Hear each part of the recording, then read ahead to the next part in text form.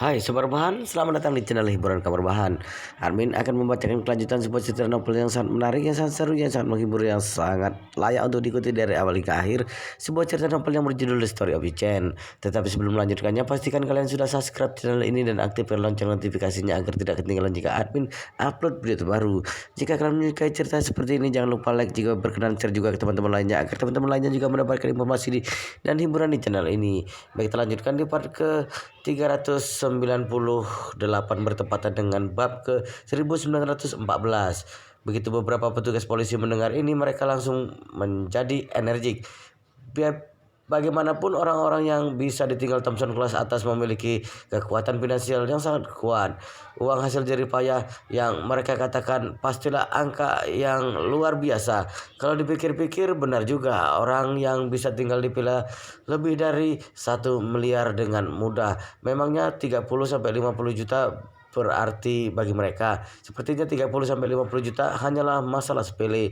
Namun saat melihat penampilan Nyonya Besar yang begitu runtuh, tampaknya jumlahnya pasti melebihi 30-50 juta yuan. Mungkin saja ini masih merupakan jumlah pencurian yang sangat besar. Jadi beberapa orang bergegas masuk dan bertanya langsung kepada CWW, kapan pencurian itu terjadi? Berapa banyak properti yang dicuri? CWW merasa sedikit canggung dan berkata, ini tolong kalian pergi ke lantai 2 untuk menanyakan kepada nenekku.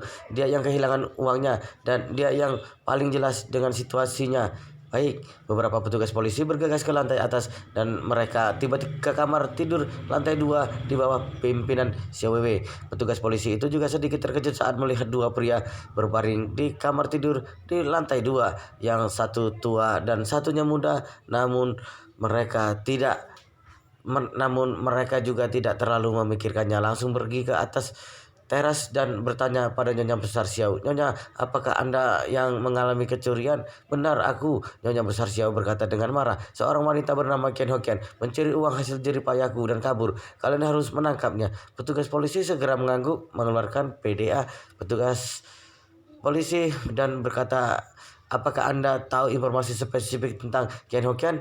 Misalnya tempat lahir dan usia. Jika memiliki nomor KTP itu akan lebih bagus. Dengan begini kami bisa langsung menemukan informasi spesifik dan segera melakukan penangkapan. Nomor KTP? Nyonya Besar Xiao berpikir sejenak dan bertanya pada CWW, apakah kamu tahu nomor KTP ibumu? CWW berkata dengan tanggung, aku hanya bisa mengingat sebagian kecil, tidak bisa mengingat semuanya. Nyonya Besar Xiao buru-buru berkata, carilah ayahmu dan minta surat nikah padanya. Dia di sana, Pak. Pasti ada nomor KTP-nya. CWW mengangguk. Baik, nenek, aku akan mencarinya sekarang. Beberapa petugas polisi saling memandang dan pemimpinnya bertanya, Nyonya, apa hubungannya Ken Hokian yang mencuri uangmu ini dengan Anda? Nyonya Besar Xiao meletakkan giginya dan berkata, wanita jalang itu menantu pertamaku. Orang jahat yang bersembunyi di dalam rumah lebih sulit dicegah. Pemimpin polisi berkata dengan canggung, jika itu adalah anggota keluarga Anda sendiri, Anda harus mempertimbangkan dengan matang apakah akan melalui prosedur hukum, karena pencurian bukanlah masalah sepele. Ini adalah tindakan pidana. Setelah berhenti sejenak, dia berkata lagi, jika Anda benar-benar mengklaim bahwa dia melakukan pencurian, setelah kami mengajukan kasus untuk penyelidikan, kami akan memindahkannya ke Departemen Jaksa untuk mulai penuntutan publik. Jika pada saat itu dijatuhi hukuman berat, setidaknya harus mendekam di penjara selama beberapa tahun atau bahkan lebih dari 10 tahun penjara. Anda dan menantu Anda adalah keluarga, tidak perlu sampai begitu serius kan? Nyonya Besar Xiao mendengus dengan dingin. Serius? Aku tidak hanya ingin serius, melainkan akan bertindak sangat serius. Yang terbaik adalah kalian menangkapnya dan menjatuhkan hukuman penjara seumur hidup. Bahkan berani mencuri uangku. Sudah memberontak. Hari ini aku ingin tahu bahwa aku, wanita tua ini, tidak bisa ditindas dengan sesuka hati. Harus memberinya pelajaran. Saat melihat ini dan mengangguk karena saat melihat ini, pemimpin polisi berhenti membujuk dan mengangguk. Karena Anda mengklaim bahwa pihak lain mencuri properti Anda, maka kami akan melanjutkan kasus sesuai dengan kasus pencurian. Nyonya Besar Xiao buru-buru mengangguk. Benar, harus sesuai dengan kasus pencurian dan menangkapnya. Hukum dia. Pemimpin polisi bertanya lagi, Nyonya, berapa banyak properti yang hilang kali ini dan tidak terbatas pada uang tunai, hak kreditur dan barang-barang pribadi yang berharga. Nyonya Besar Xiao berseru, dia mencuri 200 dariku. Itu semua adalah uang hasil jerih payahku. Petugas polisi langsung tercengang. Berapa? 200? Saat menghadapi konfirmasi dari petugas polisi, Nyonya Besar Xiao mengangguk, mengatakan giginya dan berkata, benar 200 yuan. Petugas polisi saat ini mengira bahwa telinga mereka bermasalah. Seorang Nyonya Besar yang tinggal di villa terbaik Thomson kelas atas akan lapor polisi hanya untuk 200 yuan. Ini tidak benar. Berpikir tentang ini, dia diam-diam berpikir dalam hati, apakah orang kaya selalu berbicara seperti ini, mengatakan 2 juta menjadi 200. Waktu reuni teman sekelas, anak orang kaya di kelas juga mengatakan hal yang sama. Untuk mobil mewahnya, jelas-jelas itu Rolls Royce dengan harga lebih dari 5 juta dan mengatakannya dengan enteng bahwa harganya 500 saat ditanya apakah ini masalah umum orang kaya. Namun memikirkan ini dia sedikit bingung. Logikanya bahwa Nyonya Besar ini memiliki kekayaan bersih lebih dari 100 juta. Meskipun kehilangan 2 juta, dia juga tidak perlu begitu emosional, bukan? Jadi dia melihat Nyonya Besar Xiao lagi dan berkata, halo Nyonya, aku akan mengkonfirmasi dengan Anda lagi. Anda mengatakan bahwa menantu Anda yaitu Ken Ho Ken ini sudah mencuri 200 dari Anda. Apakah 200 ini mengacu pada 2 juta? Bukan. Nyonya Besar Xiao berkata, itu 200 yuan uang tunai, 2 lembar uang 100-an yuan. Dagu beberapa petugas polisi hampir akan jatuh ke lantai. Pemimpin polisi itu berkata dengan canggung, Nyonya, menantu perempuan pertamamu hanya mengambil 200 yuan. Anda sudah lapor polisi untuk menangkapnya. Nyonya Besar Xiao mengangkat alisnya dan bertanya, kenapa? Apa tidak boleh? Dia mencuri uang hasil jerih payahku. Apakah aku tidak boleh lapor polisi? Pemimpin polisi berkata dengan canggung, tentu saja boleh, tapi aku harus memberitahumu pengetahuan dasar hukum. Menurut definisi pencurian dalam hukum negara kita, syarat pidana untuk kejahatan pencurian adalah jumlah yang terlibat dalam kasus setidaknya harus mencapai standar jumlah yang lebih besar. Selain itu, dia menjelaskan lagi, ambang batas untuk jumlah yang relatif besar ini adalah dari 1.000 hingga lebih dari 3.000 yuan. Jika tidak mencapai standar ini, tidak bisa menuntut pertanggungjawaban pidana. Nyonya Besar Xiao mengerutkan kening dan berkata, apa-apaan ini? Dia mencuri uang hasil jerih payahku. Apakah kamu tahu aku baru mendapat upah 100 yuan setelah seharian bekerja keras kemarin, lalu aku diberi kompensasi 100 yuan setelah wajahku ditampar oleh orang lain. Selain itu, 200 yuan ini adalah uang untuk makan pangsit tahun baru keluarga kami. Petugas polisi itu menjadi bodoh dan berpikir dalam hati, apakah Nyonya ini bercanda dengan kami? Tinggal di villa yang begitu besar dan lapor polisi untuk 200 yuan, dan 200 yuan ini masih didapatkan dari bekerja didapatkan dari bekerja dan ditampar. Kebanyakan orang juga tidak akan miskin sampai seperti ini. Apalagi dia yang tinggal di villa mewah yang begitu besar. Ini sangat ajaib. Namun dia hanya bisa dengan sabar menjelaskan. Tidak bisa Nyonya, ini jelas diatur oleh hukum. Jika pihak lain hanya mencuri 200 yuan dari Anda, kami memang tidak bisa mengajukan kasus. Kami hanya bisa mendaftarkan untuk dicatat lebih dahulu. Jika kedepannya dia memenuhi kriteria untuk mengajukan kasus karena hal-hal lain, kami bisa mencoba membantu Anda untuk memulihkan kerugian. Nyonya Besar Xiao buru-buru berkata, kalau begitu aku salah ingat, dia bukan mencuri 200 tapi 2.000. Petugas polisi berkata dengan canggung, berapa banyak uang yang dia curi dari Anda tergantung pada penyelidikan kasus. Meskipun sekarang kamu mengatakan 2.000, kami mengajukan kasus dan orangnya sudah ditangkap. Lalu pada akhirnya ternyata Anda berbohong dan pihak lain sama sekali tidak memenuhi standar untuk mengajukan kasus, maka Anda harus bertanggung jawab secara hukum atas kebohongan Anda. Setelah itu petugas polisi mengingatkannya lagi pula, Nyonya, aku ingin menjelaskan kepada Anda, meskipun sudah mencapai 2.000 juga hanya pengawasan, bukan penahanan. Apakah Anda mengerti soal pengawasan tidak akan menahan pihak lain, hanya akan membatasi kebebasan pribadi sampai batas tertentu dan akan dibebaskan bersaran. Pada saat itu mungkin akan diminta untuk tidak meninggalkan Jinling dan tidak boleh meninggalkan jalan di mana pila Anda berada. Kemudian melakukan pengawasan tertentu dan pada dasarnya sudah selesai masa pengawasan. Apa? Nyonya Besar Xiao berseru. Manajemen kalian terlalu longgar, bukan? Ini adalah pencurian. Petugas polisi menghela napas tidak berdaya. Begini Nyonya, pencurian memang melanggar hukum, tapi juga harus ada tingkat pertanggungjawaban. Jika seorang siswa datang untuk melaporkan bahwa teman semejanya mencuri penghapusnya dengan harga 1 yuan, apakah kami juga akan menangkap orang? Ini tidak masuk akal. Setelah itu petugas polisi berkata lagi, Nyonya, jika menantu Anda hanya mencuri 200 yuan dari Anda, kami benar-benar tidak bisa mengajukan kasus tentang masalah ini. Hanya bisa menyalahkan dia karena mencuri terlalu sedikit. Bahkan jika dia diam-diam menjual TV di rumah Anda, jika dihitung dengan harga pada saat pembelian, itu juga sudah cukup untuk mengajukan kasus. Tapi bagaimana juga dia tidak mencuri TV di rumah Anda? Petugas polisi hanya menggunakan TV sebagai analogi, tapi Nyonya Besar Xiao tiba-tiba mengingat masalah dia, Xiao Hailong dan Xiao Changgan yang menjual TV di Villa Wudong-hai. Dia sangat terkejut dan bertanya dengan gugup, Pak polisi, jika mencuri TV seharga 100.000, lalu bagaimana akan dihukum? Petugas polisi berkata dengan serius, jika TV ini benar-benar seharga 100.000, maka jumlahnya sudah sangat besar. Asalkan nilai pencuriannya mencapai 60.000, maka hukuman dasarnya adalah 10 tahun. Atas dasar ini, untuk setiap tambahan 4,2 ribu, hukumannya akan ditambahkan 1 bulan. Jika sebuah TV seharga 100.000, itu hampir akan dijatuhi hukuman 11 tahun penjara. Apa? Nyonya Besar Xiao sangat terkejut. Curi sebuah TV akan dihukum 11 tahun. Ini terlalu mengerikan, bukan? Untungnya saat itu Wudong Hai tidak lapor polisi. Kalau tidak, aku yang sudah sangat tua, takutnya aku akan langsung mati di dalam penjara. Dalam kamar, Xiao Changgan dan Xiao Helong yang berbaring di tempat tidur juga ketakutan saat mendengar perkataan ini. Xiao Helong gemetaran, ketakutan dan segera Xiao Changgan di sebelahnya merasakan sesuatu yang lembab dan panas yang berasal dari spray. Lalu bertanya, Helong, kenapa kamu mengompol? Xiao Helong berkata dengan suara pelan dan sedih, Ayah, aku takut mencuri TV akan dihukum selama 11 tahun penjara. Ini terlalu mengerikan.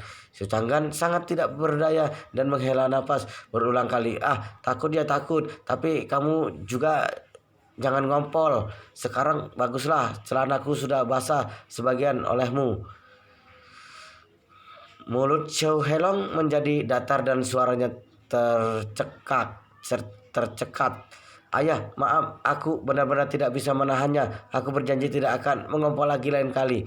Xiao Changgan mengangguk dengan sedih dan berkata dengan suara pelan, dengarkan dulu perkataan petugas polisi di luar. Nenekmu juga dasar untuk apa lapor polisi untuk 200 yuan? Apa gunanya? Bagaimana kalau tidak sengaja mengatakan masalah menjual TV? Itu mungkin akan melibatkan semua orang. Pada saat ini Nyonya Besar Xiao juga sedikit panik. Dia benar-benar tidak menyangka bahwa Ken Hoken yang mencuri 200 yuan darinya bahkan tidak cukup untuk mengajukan kasus. Namun keluarganya diam-diam menjual TV Wudong Hai ternyata sudah cukup untuk dihukum lebih dari 10 tahun. Ini benar-benar sangat mengagetkan baginya. Petugas polisi melihat ekspresi Nyonya Besar Xiao tidak beres dan berpikir bahwa Nyonya Besar Xiao hanyalah marah. Jadi dia berkata, kamu lebih baik menangani masalah ini secara kekeluargaan. Sejujurnya 200 yuan bagi masyarakat saat ini tidak termasuk banyak. Kamu juga tidak perlu terus mempermasalahkannya. Bagaimanapun sekeluarga juga ada hubungan dekat. Tidak perlu berkonflik hanya karena 200 yuan. Bagaimana menurutmu? Nyonya Besar Xiao menghela napas dengan tertekan dan berkata, baiklah, seperti itu saja. Sudah memudahkan bajingan ini. Petugas polisi mengangguk, baguslah kalau Anda bisa berpikiran terbuka. Jika tidak ada urusan lain, kami akan pergi dulu. Pada saat ini Sewewe kebetulan datang sambil membawa surat nikah dan berkata, Pak polisi, ini surat nikah orang tuaku. Nyonya Besar Xiao berkata dengan marah, surat nikah macam apa yang harus diberikan? Cepat antar beberapa petugas polisi ini ke bawah. Saat Malan yang berada di teras lantai 3 melihat Nyonya Besar Xiao meminta Xiao Wei mengantar sekelompok petugas polisi pergi, dia berkata dengan seringai, "Ai, Nyonya tua, bukankah kamu ingin lapor polisi untuk menangkap menantu pertamamu itu? Kenapa saat ini hatimu melunak lagi? Sepertinya kamu masih punya perasaan dengan menantu pertamamu ini." Nyonya Besar Xiao memang sudah merasa tidak nyaman saat mendengar Malan mengoceh di sini. Di sisi lain lagi, amarahnya langsung membara dan mengutuk. "Malan, urusan keluargaku tidak ada hubungannya denganmu. Jangan mengoceh di sini." "Oh, apakah aku yang mengoceh duluan?" Malan mencibir. "Jangan tinggal di sebelah rumah kami jika merasa aku banyak oceh." Setelah itu Malan mencibir. "Kemarin aku dengar Secangkun bilang Anda bekerja di supermarket. Hebat Nyonya tua. Selama sepanjang hidup tidak melakukan apapun lalu mau bekerja keras untuk karirmu di saat usia tua. Namun aku dengar karirmu itu tampaknya agak membosankan, hanya menarik kantong plastik di supermarket ya."